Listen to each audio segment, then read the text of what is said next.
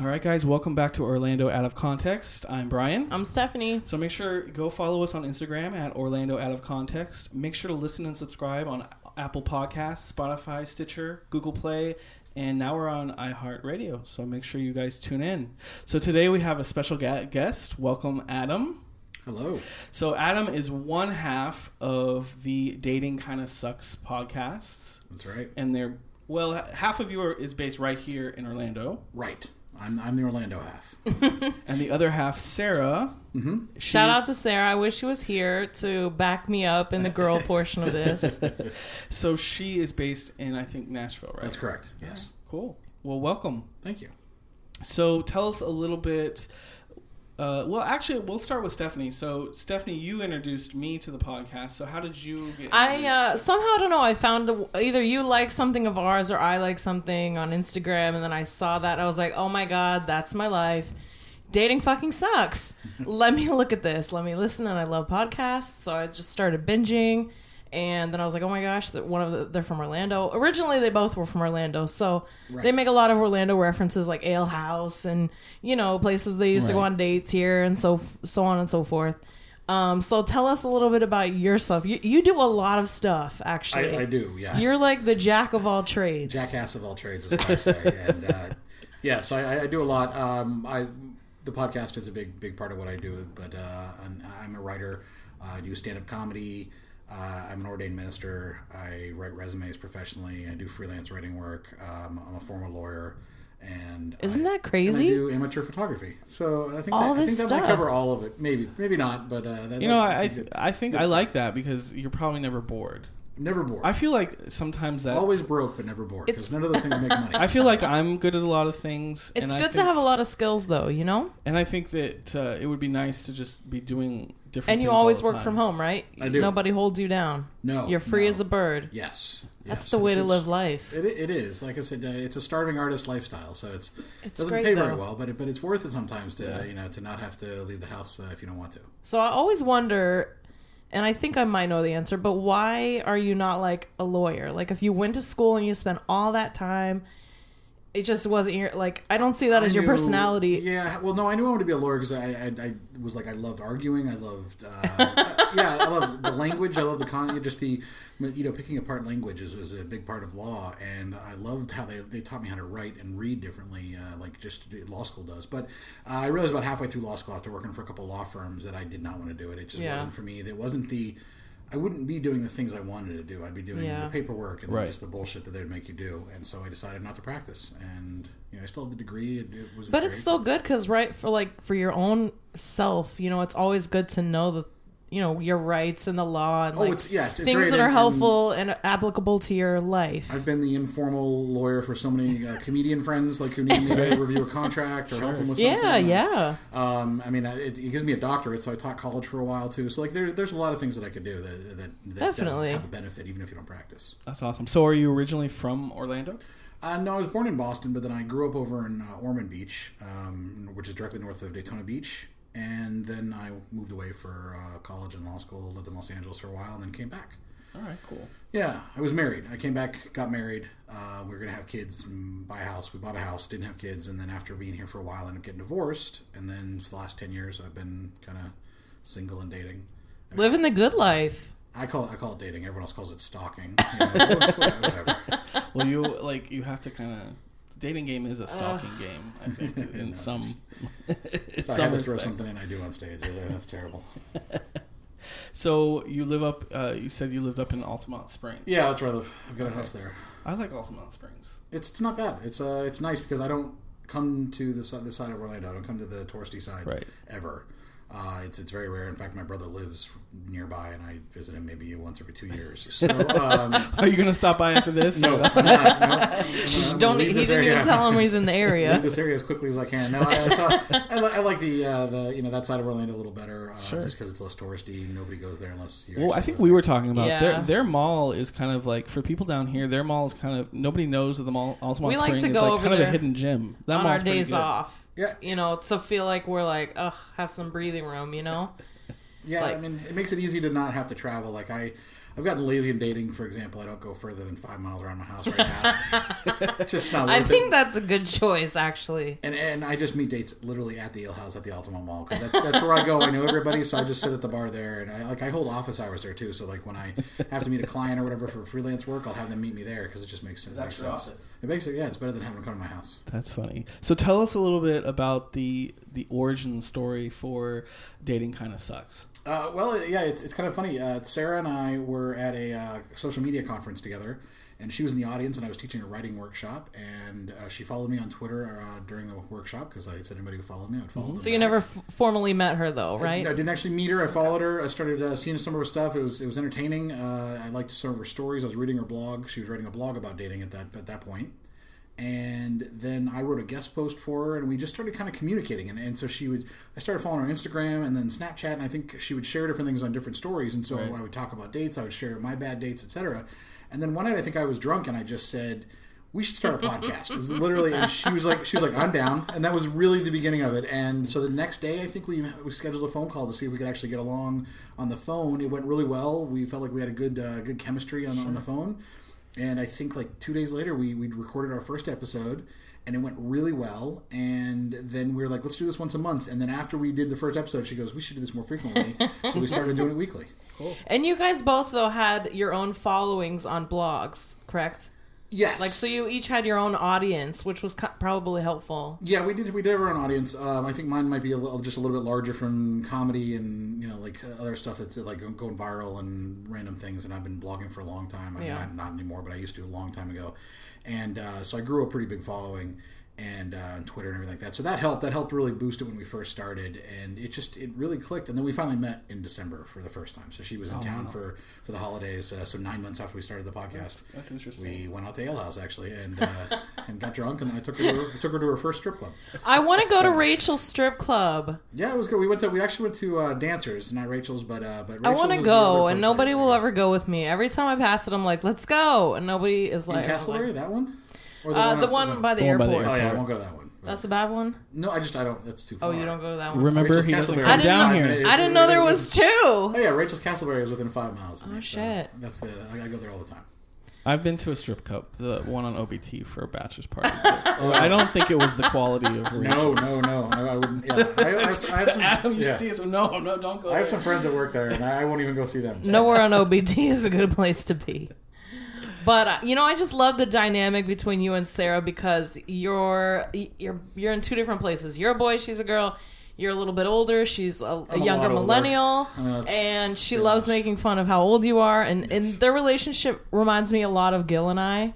I have an older male friend, and him and I used to have conversations like this all the time, where I would be like so stressed about a guy. I'd be like, oh my God, but what about this? And what if I said this? And he'd be like, just let it go. And now that I'm getting older, I see it. Like, you just get into this headspace where you're like, fuck it. Like, stop stressing about dating, like stressing about what he thinks, what I think, what you think. And it makes for a good back and forth about any subject. We've been a good balance for each other. Yeah, because she's 27, 28, and I'm 42, so like we do have a big age difference. But more than that, she's not as like she is a little more conservative in her dating approach. Yeah. Whereas I was kind of a whore, and so it actually kind of helped. So I give her maybe the perspective of my kind of years of experience and wisdom and male perspective, and then I hear her female perspective, which helps.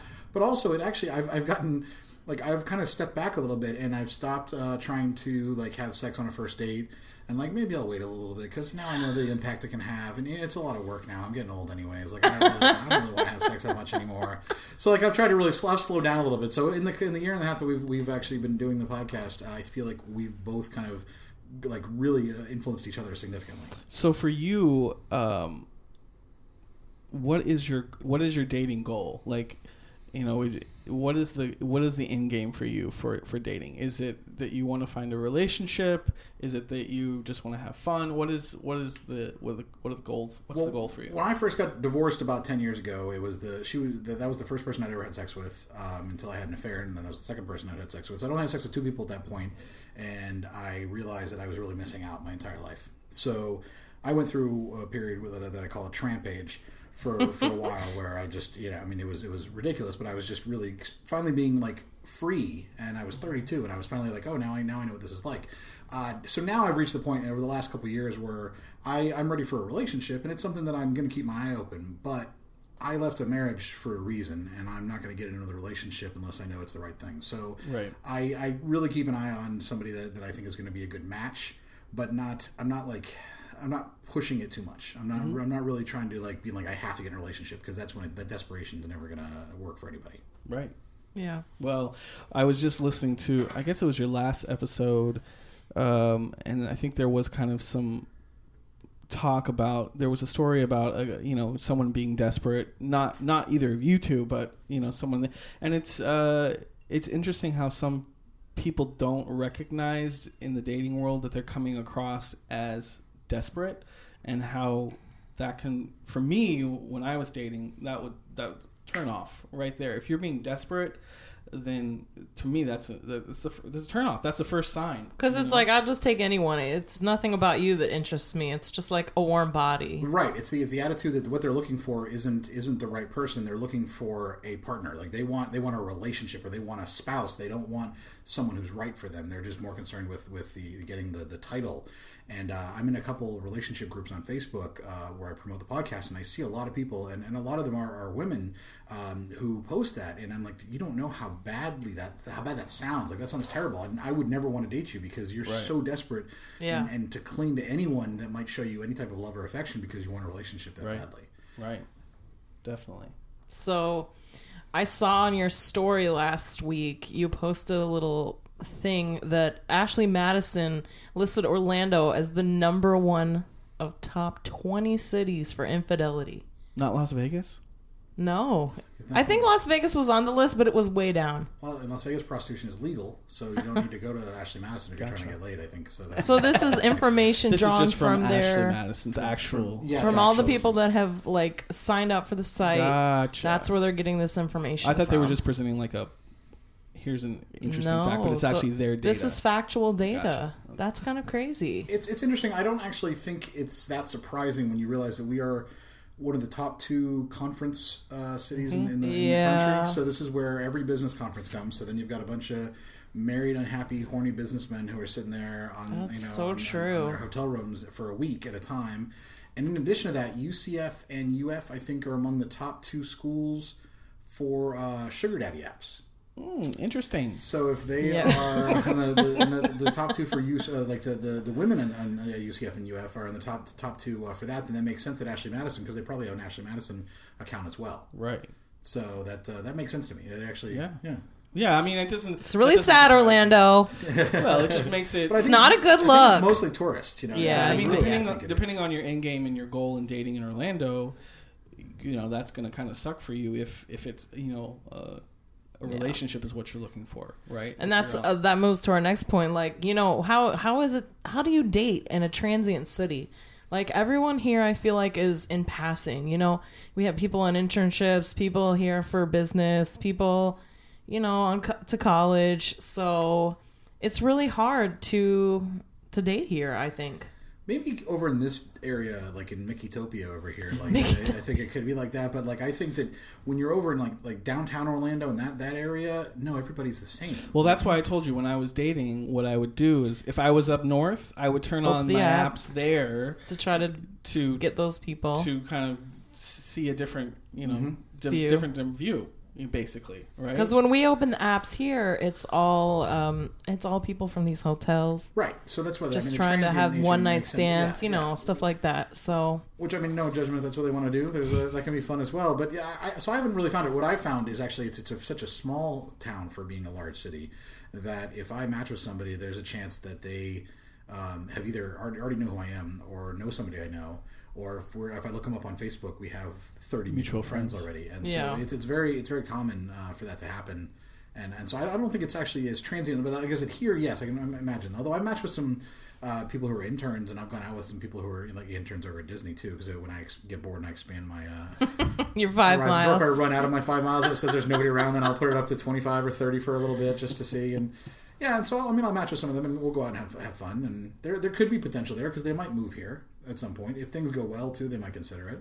Yeah. I haven't been. I removed all my apps in January, so I haven't been doing any dating for the past 6 months. I'm just so fed up with it. It's good to take a break happily sometimes. in a relationship, so that's kind of why I was drawn to your podcast, because we used to sit and banter together about story. We would send screenshots of like messages and like profile pictures. But now, like, we don't do that anymore because, he's not there anymore. So here I'm just lonely, like, oh, no, I just laugh alone. Well, it's, it is hard, but sometimes it's good to take a break. Sometimes, it's good just to kind of flush your system a little bit, maybe learn a little bit more about yourself, because I think trying to grow who you are as a single person is so much more important than trying to date sometimes. Yeah. What we used to do that was really fun? When you get a group of people, you can actually open your Tinder app on the Apple TV, and you can just like Tinder as a group, like on the couch, and like we all make commentary, like, and it's fun. It's like a fun little game if you're in a group, Yeah. But so we have a friend who is a dating expert. She's like a power dater. And she, one of her hard and fast rules is that she does not like to text back and forth. Like if you match, you make a few quick exchanges, and then she immediately wants to meet. Because it seems like guys want to just have this back and forth. Like they want a pen pal. Like either they're bored at work or they're married and they just want somebody to like piss around with online. I can see why that would be the perspective, and it's funny that you say that because we have a Facebook group that a lot of people join that talk about relationships, ask advice, and everything. And this just came up, that exact topic about asking someone to meet quickly. And for me, my time is valuable. If I'm and also my money is not something that I'm going to be just throwing away. So if I'm actually going to spend the time and money to meet somebody, pay for drinks, pay for a night of a meeting and then talking to them, I'm going to make sure there's someone who doesn't hit any of my red flags, who seems like they're going to be okay, etc. Which means actually having conversations with them by text or any means for a while before I'm going to decide that's worth it, the effort. There's always exceptions, but for the most part, I sometimes won't meet people for a month. Because we'll be texting back and forth. Maybe we'll have a free night here and there. But if I'm actually going to put the effort in, I want to make sure they're going to be worth my time. And sometimes taking that time shows whether or not they have the patience for it. Because if they don't have the patience for it either. True. Then I'm not going to be interested. When someone demands, or like sometimes I'll match with someone and they'll say, we'll talk for like 2 minutes, and then they'll be like, hey, so can I buy you a drink? Which is I always find that like that's a good opening, but also, I barely know anything about you yet. Like, you might have already know everything about me from listening to the podcast or something, but I don't know anything about you, so let me make sure that you're not someone that I'm going to sit there and be bored for an hour when I'd rather spend an hour doing something more productive with my life. That's true. I think that's a good perspective, too. Just, you have to kind of make sure you put your feelers out there and spot any of the red flags before you commit to going to a physical location. Right. It's spending time. It's the time and it's the money, because even though it is 2019 and a lot of times, we'll split it or each person, whatever, I'm going to still plan on paying for the drinks, etc. when we go. And so I want to make sure that if I'm going to be going out there and spending money too, but also dating is not my priority. Dating is myself. I'm my priority. My life, the work I'm doing, some of the projects I'm working on. Those are my top priority. So dating is a secondary thing. So sometimes it is an afterthought. It's like, oh look, here's somebody I'm talking to. Like a time filler. But so I understand her perspective, and I understand women that say that. I'm going to guess that she's probably over the age of like 35. Yeah. Yeah, because usually what I found in the group too was that a lot of the women that were probably in their 40s and higher were all very aggressively. No, I want to meet immediately so I can, get it out of their system. And I'm like, well, why do you want to get dressed up and put on makeup and go out there and waste your time that quickly? Why not try to see if you can cut them out ahead of time, before you do it? Sometimes she doesn't even really go on a date. She does what she calls a meetup, where sometimes she'll just she'll be like, meet me at the gas station. Like, I want to make sure that you're real. I'm not giving you my phone number until I see you, like, in person. And then they just chit-chat a little bit so she can kind of get some feels about their personality. That's why you chat with to make sure they have a car, to make sure, all Right. these things, because, men are garbage. I'm telling you. Yeah. He said it a million times, I can say it in front of him. Men are garbage dumpsters, okay? So maybe it's just different for a woman, Like, our game has to be different. It is. It's one of those things that I think that you do have to approach it from whatever is most comfortable to you, but you also have to keep in mind the other person's perspective. Yeah.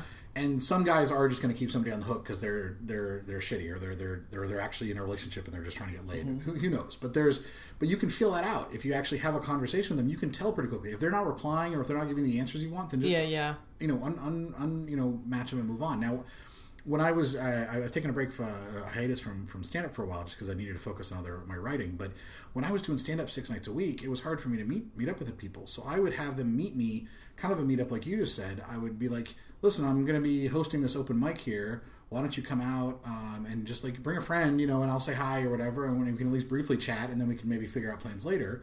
And it would give me a way to screen them in person because I'm already going to be out, so it's not taking any, and it's not any effort on my part. And 90% of the time, I would meet them and I'd be like, oh, okay, they're not really somebody that I'm interested in. So I'd be able to say hi, talk to them briefly, buy them a drink, and then be like, okay, well, I got to go work. Bye. And then later on, text them and be like, yeah, I didn't really feel the chemistry, and move on from there. So, do you have? I don't know if this is. Have you heard of chuckle fuckers? Nicole Byer. Yes, I listen to Nicole Byer, and she calls Nicole that. Byer is fucking She's. amazing. I love Nicole Byer. She says only men have chuckle fuckers, which are bitches who come up to you after the show and just try to fuck you. Nicole doesn't have them? She says no. She says I guess not. I have a couple of female friends that I would say have some chuckle fuckers too, but it also could be that just because I would say women in general just have guys that want to fuck them regardless, and so it doesn't necessarily mean. But yes, when you're funny on stage, sometimes there are people who are groupies of that type, there have been a couple of times that I've gotten like a blowjob in the family restroom of the Orlando Improv, just the family restroom. Like between shows, because it's like the one where you can lock the door. It's like the change. Oh and it's got all the room. Yeah, you got plenty of room. So forget breastfeeding. Hold up, baby. That's right. Oh my gosh, I love it. Who's bringing a family? Who's bringing kids to the fucking Improv anyway? Exactly, right? So that's fine. We need to make use of the space better. So I was listening to one of your episodes, and you talked about a little bit about like profiles and like switching and seeing what the same sex is doing on their profiles. Yes. To kind of take an introspective look at your own profile, because I think there's like not necessarily a certain formula, but there's things that you can do in the way you present yourself. They can either help or hinder you on these applications. Yes. So tell us a little bit about that. What have you learned over the years? Tips like that to, kind of take a look at your profile. What are you doing with your profile to, make it social media? out? It's like there's a method to everything. Yeah. The profile and in my dating profile and all the apps that I use, they all say that I have a podcast, that I give profile advice, etc. Blah blah. Then I talk about myself a little bit. So I actually end up giving advice to a lot of people I match with. And the best advice I can always give people is have your photos be interesting. Have them tell a story. Don't have every photo be a selfie. Even if you don't usually aren't, if you're not the type to take photos, go out and do something. Like go out and do something with your friends and have. That's what I always thought. Have some photos taken. It's good to have some. We did that when I was trying to make a better profile. We went out. He took some photos of me, candid photos. Yeah, just I like dressed up. We went out. So you can be like, here's me doing this. Here's me doing this. And like mine all tell a story. Every single one of my photos is different, and each one has a little bit of a uniqueness to it. Good quality photos don't they don't want to be just which is not hard, you would think, but it's amazing how people have terrible photos. And then your profile should just, instead of saying you don't want, just say who you are, and then see who you match with, and that's it. I've seen some women say, well, nobody reads these profiles. Men who match, who just want to fuck you, no, they don't read the profile because they don't care. But actually, guys who are looking for a relationship, they're going to go back and read it. They might not read it initially because they might just be swiping, but they're going to read it. They're going to read it later. And they're gonna want to know what you have to say, and they're gonna want conversation topics. So write something about yourself. It's not that hard. but I've redone so many profiles that were terrible. And I do think it's a good idea to switch, like put both genders, so that if you're a guy, you're looking at what other guys are posting, and you're seeing, oh my God, all these guys sound terrible. Like you're reading read their profiles and say, wow, I need to stand out. And it's not hard to stand out. I get so many messages, oh, your profile is the best I've ever seen, or it's so nice to see a good profile, because the guys that, that are shirtless in the mirror, or the guys that are, I hate the fish. Holding God the fish, damn, holding the fucking fish. Or hunting. And I have an actual theory behind that. See, I was doing the gay profile, so I didn't see the fish. So people are like the guys holding a fish. I bet you probably did. I bet there's probably some guys out there who still did that, because there's going to be the guys that are probably not. Maybe not. I don't know, that they're still just, they're socially inept is what it is. Right. I think it's those guys with the fish, the guys that hold the fish. They don't have pictures of themselves. These are guys that are, maybe they're not social media people. They're not on their phones all the time. They don't take selfies ever. So the only time they ever have a picture of themselves is when they're at someone's wedding, or if they have a proud accomplishment, which might be a new truck they just bought, or their fish they just caught, and those are the only times they have pictures of themselves. So that's not the kind of guy that I want. No, and that's the thing. If that's the kind of guy you want, then great. But that's why I think they have those pictures. Yeah. But I think if you switch genders, you'll be able to see, hey, look, here's all the things that people hate. Let me not do any of those things. The same with women. Women have the same, the Snapchat filters. Although guys do that too. The Snapchat filters that the women have. Oh, that's what you hated. Oh, yeah, I always hated. That was an instant no. Any of the dog, putting the dog, any of that's automatically no. Right. No, that's terrible. No. Why would you put a filter on a dating profile? Absolutely not. Maybe to try to show your silly side. Let me ask you this question. So from your perspective, what is the number one worst thing that females do, and then what's on the other side, what's the worst thing that a male does on their profiles? What would you say? I would say that for women, it's women who try to hide what they look like.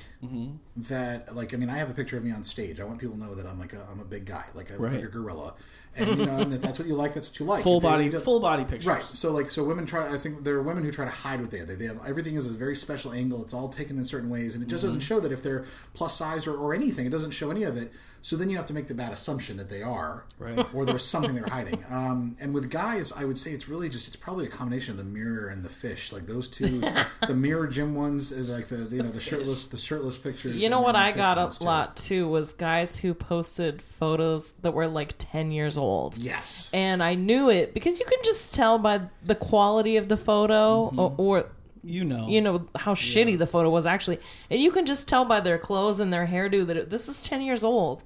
Like, bro, I need you to post what you look like today. Your hairline is 3 inches receded. You have a dad bod. Like, I need to know. Which is fine too. Which is fine. That's who you are. Just dating apps should be about being honest. Just be honest with you are, because they're gonna fucking meet you and see when I meet you, look like. I'm gonna know anyway. Yeah. So it's so frustrating. It is, and it's both sides do it too. So what do you think? What about tips for bio? The written word. What do you think is the best for written word? I would say just something that gives a little bit of taste of who you are. I like this, or I do this.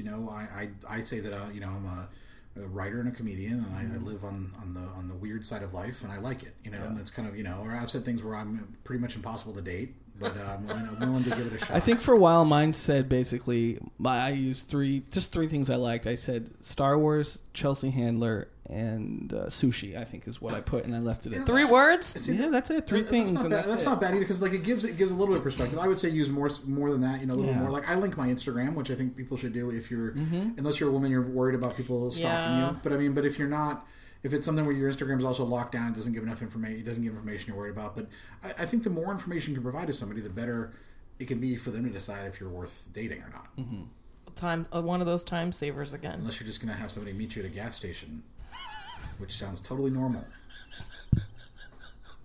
Well, it's been a hard, long road for dating. I can't wait to tell Sarah about that one, by the way. For my friend and I both, it's been a long, hard road. Yeah. I mean, the guys that we meet here in Orlando, God, the stories that we have to tell each other. I've practiced the meetup thing though, because I see her side of it, and I have done the meetup thing where let's meet up at this bar, want to chat back and forth. Let's just kind of see first. I've done that, but I 100%, I totally am down with your side of it too, because there's sometimes when I'm in the mood for that, or I was in the mood for that, and sometimes I'm not. Right. You know, to waste my time trying to meet up. Well, I mean, I work from home too. There'll be whole weeks where I don't put on pants. Like, so the idea of me actually having to put on pants is just. But don't you want to be like a little? Gives you that little bit of human interaction.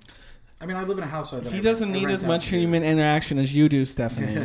I have my house is. Yeah, he has roommates. The Evitable Camp for Wayward Women. And they have pool parties too. Pool parties and all types of fun things going on there. So I have plenty of human interaction. That's not a problem. You got to check out his Instagram, his personal Instagram. He has like a lot of really cool photos of these pool parties, amateur photography and stuff. But the other thing too is I feel like I can tell from talking to somebody what red flags there are. I can read people really well, and you learn that as the more dating you do, and the more you see people, they're all doing the same pattern, and they're like, oh, this person's a spam, or this person's not real, or this person, whatever. And so I would say that's also something you should try to build that tool set. So you get that toolkit. So when you have that toolkit, if you're talking to somebody, rather than trying to meet up with them immediately to see if they're real, you can be able to tell, oh, this person isn't real. Or if you have that many doubts, then don't match with them. That's another thing I think. Is that people need to learn to start swiping no a lot more. Just say no. Yes. Sometimes it's fun to swipe. Although Bumble now has a new thing where you can actually do video and audio conversation through Bumble now. That's nice. Which is a new thing they just rolled out. So now you can actually communicate and do like a little voice video chat just to make sure that they're real and everything, and maybe see if they're legitimate. That's nice. Which might cut down on the need to meet someone immediately too. And with my relationship now, it started long distance. Mm-hmm. But what I did within the first 10 days, as I said, we're getting on video chat and we're talking just to start that connection. Because why invest with somebody who's some troll somewhere, buried in a basement, just trying to trap people and catfish you. Right.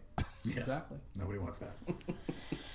So is there any since Steph's been out of the game, the app game, I'm sure sometimes I send you these links to apps that are advertising. Is there any new noteworthy applications, dating applications in the last 6 months to 9 months that should be on a person who's dating their radar, do you think? Besides Tinder and Bumble, I would say Hinge is a decent one. Hinge. Have you heard of that one, Steph? Yeah. It's not bad. It seems to generate better conversations than Tinder and Bumble, just because it has a slightly different interface and a slightly different way of making people match. When you match, you have to pick one of the things that they put in their profile to like, and you can comment on it at that moment, then they can reply back with a comment. So it actually encourages you to try to pick a photo and say, oh, this is really cool, or something in the profile and say, oh, I like this. Have you tried it? Yeah. And I did like it. Yeah, it's not bad. But you still dropped it? Yeah. I'm just fucking over it, man. I'm just at this point where I'm lonely as fuck, yeah, but I'm just happier by myself, because I was to the point where I was giving my time to people, and they just annoy me. I'm just sitting on a date or I'm doing something with them and I don't even want to be there. So if I don't want to spend time with somebody, if I'm happier at home alone, that's fine. Why waste the time? One thing that people don't seem to realize sometimes is that when people who are lonely say they're unhappy when they're alone, but they also have happy moments too. And people who are in relationships that are happy also have sad moments. Of course. If you really were to plot it out and get rid of the bias, I think you'd find that people who are single and alone have just as many happy and sad moments as people in relationships. I like that perspective on it. Just it's not the relationship or the lack of that makes you happy or sad. It's your own personality, it's your own mood, and so that's a good way to look at it sometimes, is to just realize when you're feeling sad, it's it doesn't mean that if you're in a relationship you wouldn't be sad. Yeah. There are people who are all the time. I just kind of want somebody who's like a partner, somebody to just do all the fun things with. It's always definitely going to be there. It's of course I have tons of friends, but they all have their own lives, so it's I want someone who's my number one, and somebody who you can grow and be happy with and encourage and just have a healthy, happy, loving relationship. That's all I want. That's your dating profile. Is that too much to fucking ask for? No, it's not. For Christ's sakes. And it's out there. There's plenty of people out there like that. So there's something that you mentioned on one of your recent one, or one that I listened to before, is it a numbers game in terms of the amount of swipes or the amount of dates to get to that person? Or, do people some people just get lucky, or what do you think? Like, it is a numbers game, and some people do just get lucky. It's the equivalent of, like before this existed, before dating apps existed, to date, you would go out, you would go do things, you'd go to singles meetups, you'd go to a bar, or you just sit there, you'd talk to somebody, start a conversation, and if it didn't go anywhere, you'd move on to the next person. And dating apps are essentially like, okay, you're at a bar with every person within a 25-mile radius around you. So you're going to quickly walk through every single person and say, oh, well, here's the 2 that I want to talk to, or here's the 12 that actually interest me. So it's a numbers game in the sense it's providing you with a much broader and wider market to look through, and you just have to learn how to filter it better. And that's the better way to approach it, I think, is just that now you just have more access to people, and it's what you do with it that really makes the difference. It's a numbers game. I'm over it. It's I can't even be the crazy cat lady because I'm allergic, so it's just going to be me alone. That's, it's good. Get when you get used to that, and you're like, okay, I'm okay with being alone. Then you're like, okay, now maybe you start branching out and trying to find people just to hang out with, spend time with, and then eventually you see what happens. Like the best way to meet people is obviously not dating apps. It's not anything else. It's through common interests. It's through just you kind of end up at a party with somebody. That's always the meet cute. That's the best way to meet somebody. But that shit doesn't really happen for most people. It's just a random lucky coincidence for 2 people to kind of run into each other at the right time. Right. And we've talked about that too. Strategizing. It's like, okay, let's try to meet somebody in a way that, like, what kind of guy do I want? I want a guy that's, interested in this, and that. So go out and do those things. Like, if you like a guy that hikes, go find a hiking trail. And, maybe just don't get murdered. Bump into someone. Yeah. If in maybe Florida. go volunteer, at one of anything in your city. Meet people who are into philanthropy work. If you're interested in church or organized religion, you go to church. So the people that are out there, they're doing that already, so they're going to have those common interests. Yes. And maybe that is also a good plan. It is, because don't do it for the sake of trying to find somebody. Do it because you enjoy doing it. Because I feel like sometimes the guy that I want, he's not going to be on a dating app because he's going to be out living his life. Like, he's going to be out doing all the good things. Like you say, like, I love how you said your priority is you. Like, the things that you do, your job, and then dating comes second. So that means, like, girls are going to meet you doing you, right. And at a comedy show, at a wedding, anywhere. And, that's where Nothing's you would... better than being the minister banging one of the guests at a wedding. It's just or banging the bride. Well, I've done a couple weddings where I had before I married them. Like, not immediately before, but like a few years before we had. And then we stayed friends. Like, when I was going through my tramp page, we'd hooked up. And then we stayed friends. And then they end up finding somebody and they get married. And they asked me to come officiate their wedding. And there's a couple times where I've literally been standing there being like, I wonder if he knows like what she and I did like 4 years ago, and it's always interesting. I think that speaks highly of a guy who can stay friends with a woman after they break up because, that means you're level-headed and you're self-aware. Otherwise, treat people like I want to be treated. Exactly. It's like every time there's a breakup, it's like this terrible thing. It's like, fuck him. I'm gonna fuck his car up. I'm gonna ruin his life. But, if you can, have conversations and communicate and, end things amicably, it's great. It's always because sometimes, you're just better as a friend. Like, you're just better. That's usually why it didn't work out in the first place. Yeah. It was just like I knew that there wasn't going to be the potential for that, and I was happy for whoever they found, but I'd rather just support them as a friend. Right. It's being self-aware, like you said. Okay. Some people aren't self-aware. That's true. All right, so Stephanie, you have written on here, so forget ghosting. Let's talk about submarining. Have you heard of submarining? So when you go down on somebody in a pool? It's like, we always talk about ghosting, how guys ghost you and stuff like this, but then there's always that guy, he just goes away for a while, and then he pops back up, and he pisses around with you, and then he goes back down, and he goes away, and then he comes back up. So is this something that you made up? No, I heard it somewhere on some dating. I think it's also called breadcrumbing a little bit too. There's a couple different things where like they're kind of leading a trail just to keep you following along. Yeah. And it is a thing that people do. Sometimes not on purpose.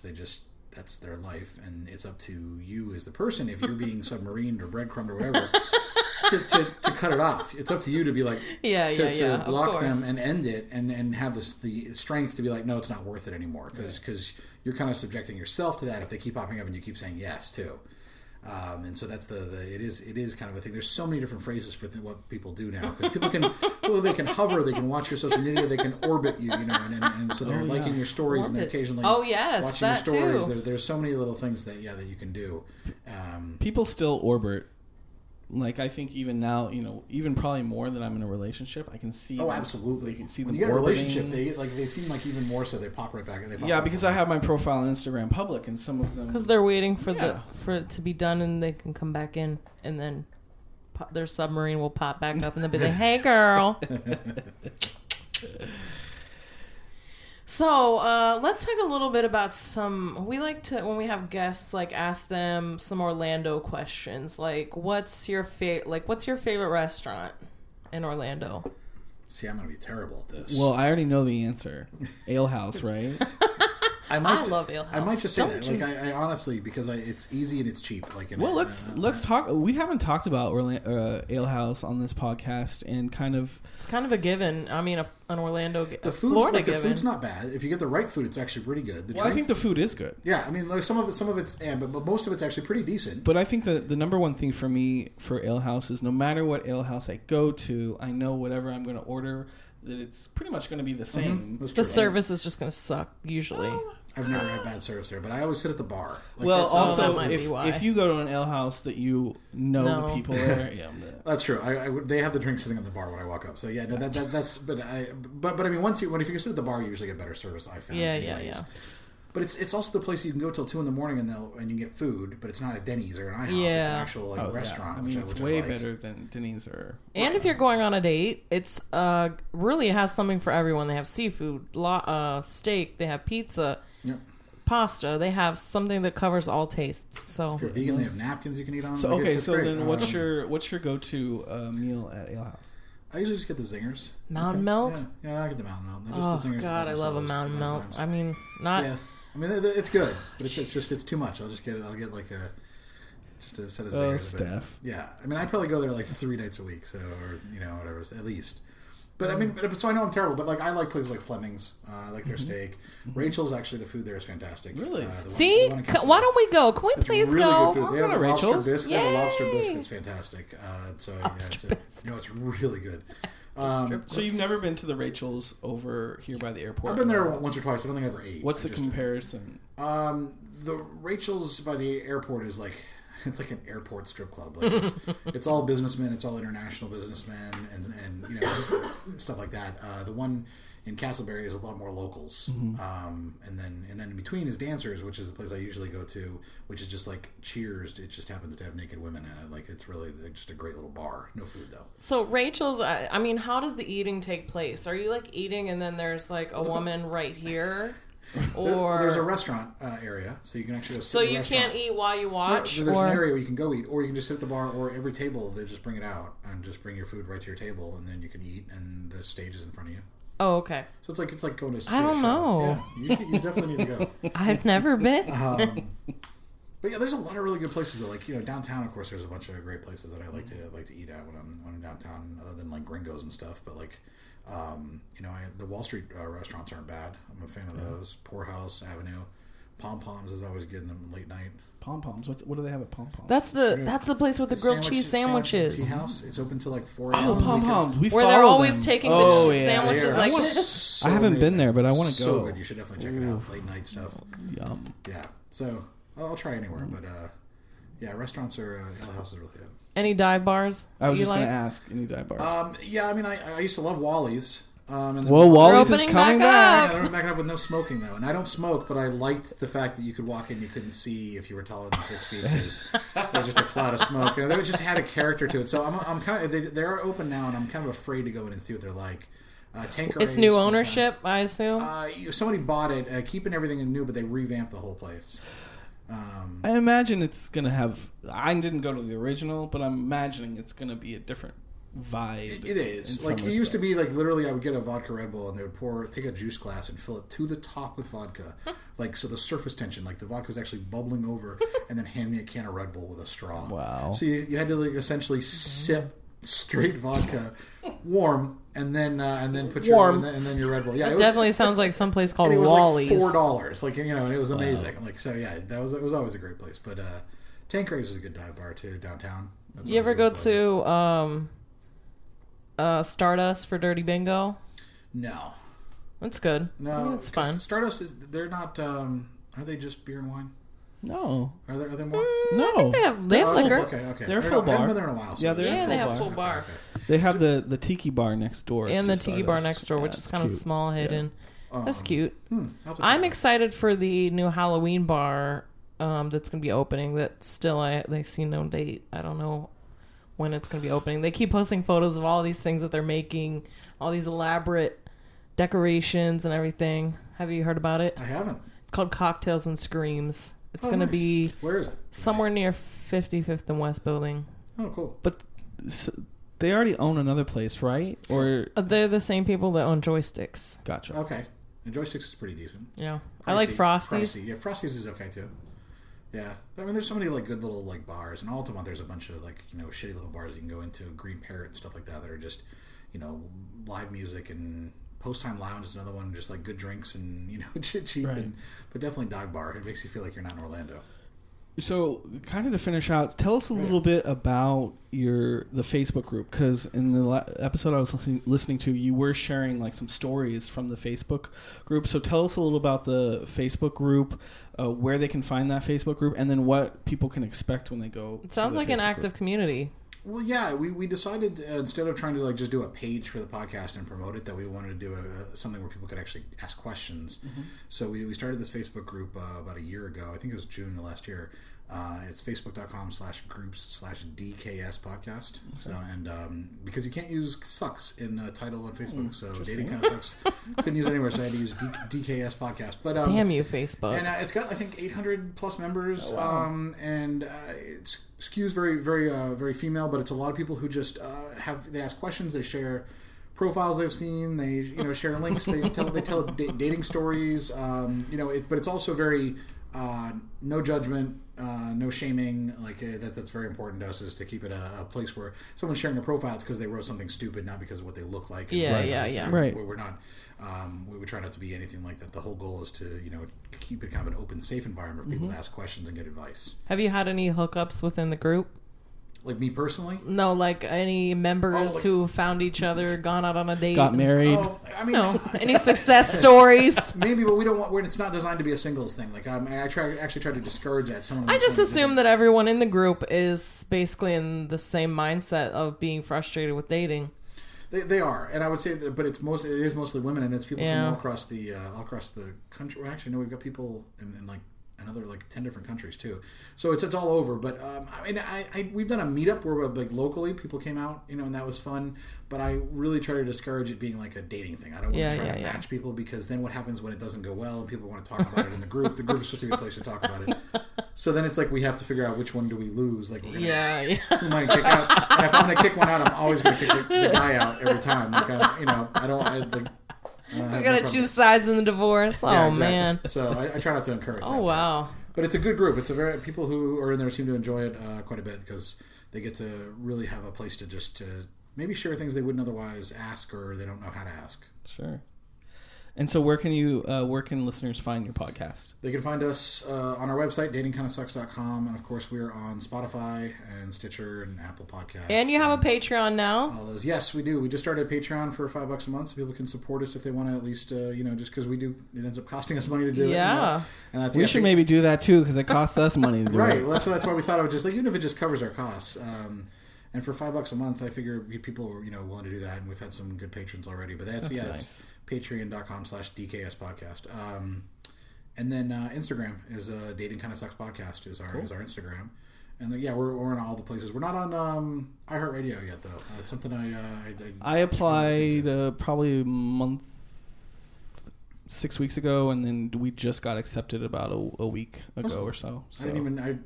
It's weird. I didn't know either. For it. Why would they I would figure they would just grab podcasts from everywhere so they can. I had to. Well, it's kind of like Stitcher. I had to, submit there, and then I submitted to iHeartRadio. Oh, okay. And it took a little while.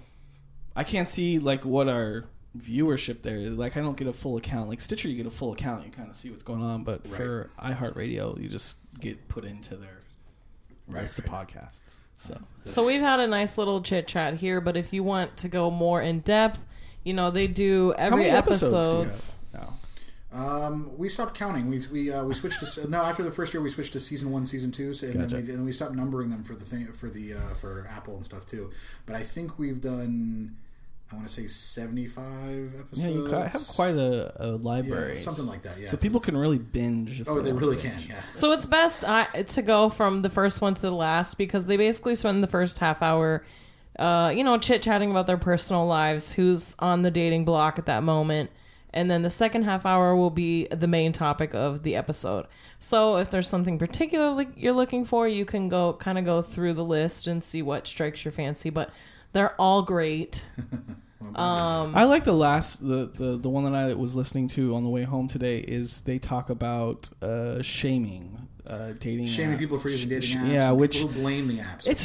It's so funny that people are still shaming. Like this is life now. This is how it is. It's 2019. Get with it. There's nothing else to do but. It's like shaming people for having Netflix when they still have cable. is what it is. But it's also people who blame the apps. It was a big issue. It frustrates me when I see people be like, well, Tinder is just to get laid, so I deleted my Tinder after I got 2 bad messages. And I was like, well, maybe you should, learn how to swipe on people a little better, look at their profiles. And my last boyfriend was from Tinder. Well, that's the thing. I've met people who got married that met on Tinder. Yeah, no, my last serious relationship was from Tinder too. So it has benefits. So people who want to blame an app, I'm like, it's not the app's fault. Right. Like you're just not using it right. It's a tool. Exactly. I have a topic suggestion. I want to hear an episode about narcissistic relationships. Do you have any knowledge about that? I would say so. It's because I have been in 2 in a row, and the first one I didn't even know what was going on, and I think women need to know about it. Like you feel like you're losing your freaking mind, and it's just this whole world of a person you don't know about. The gaslighting episode was a big yes, it's kind of like it's a mixture of gaslighting, love bombing. And all this physical or all this mental abuse and like trickery. And I think it's a good topic. Yeah. And I want to hear about it. Okay. Put it on the list. I will put it on the list. We have to come up with a new topic every week, so and maybe Sarah has, her own stories. Well, yeah, I'm sure she does, and like as someone who's borderline narcissistic. Shout out to Sarah.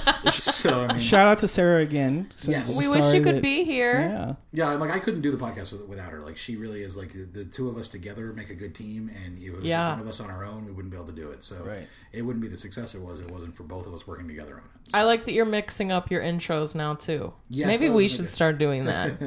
Like 1 week she will do it and 1 week he will. Yeah, okay. But then he comes up with all these fun nicknames for her. I heard that. Yeah. Well, thanks so much, Adam, for coming all the way down here to the depths of Mickey-topia, as he say. My pleasure. So make sure you go take a look at Dating Kinda Sucks, or take a listen, really. And make sure to follow us on Instagram at Orlando Out of Context. Visit us at Orlando Out of Context, and make sure you listen and subscribe on Apple Podcasts, Spotify, Stitcher, Google Play, all the things. All the things. All right, guys. Until next time. Bye. You have to say bye too, Adam. Bye.